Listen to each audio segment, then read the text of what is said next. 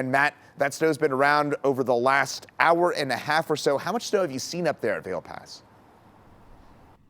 I was just checking. Chris is moving the foot there on the ground, and I'll tell you, we've got a good inch and a half, almost 2 inches of snow just in the past hour since our last live shot even. And so it's a pretty significant amount of snow that's been coming down.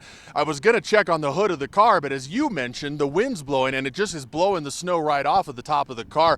And so two things that make driving extremely difficult in the high country: snow and strong winds blowing right now. I'd say the gusts are getting well over 30, 35 miles an hour at times, and so that's going to really reduce your visibility as you're driving west out of Denver into the mountains or out of the mountains. I can tell you, you're going to start running into this snow at the Continental Divide, and then you're really going to run into it here on Vail Pass where we're at, and the snow just really coming down into the camera here. You can see traffic moving along slow along I-70. The blessing right now is there's low volume this early in the morning, but it's a Friday, and so we're going to see that volume pick up as people make their way into the mountains to enjoy some of this powder. And it's not just our usual front range skiers. We are in spring break, and so we've got spring break crowds now making their way into the high country to enjoy all of the snow here that we've been getting in Colorado. And so it could be a tough drive in the next few hours as people make their way into the high country. Expect slick conditions, expect low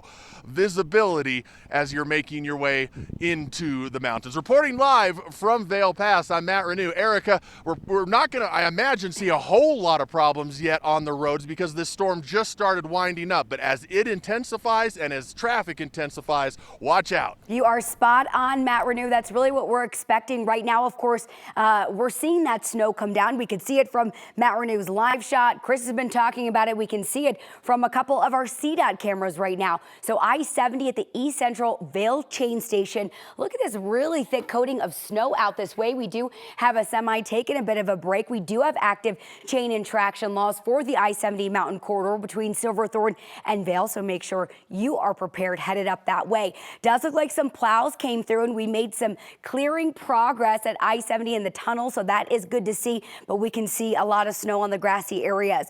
270 in Vasquez right now getting busier in those westbound lanes where we're seeing all of those brake lights. 225 in Alameda, northbound lanes picking up a bit there. Let's bring you over to our map and run through a couple things really quickly. We do still have that southbound 225 crash at 6th Avenue, causing about a 10-minute backup for anyone headed that way. We've got another crash on westbound Highway 36, right around the Broomfield area, Flatiron Crossing Drive. Denver to Boulder Drive not being impacted too significantly. And quickly want to end on this one. Chain and traction laws for the I-70 mountain corridor. It is slow and snowy. Please be careful if you're headed up that way.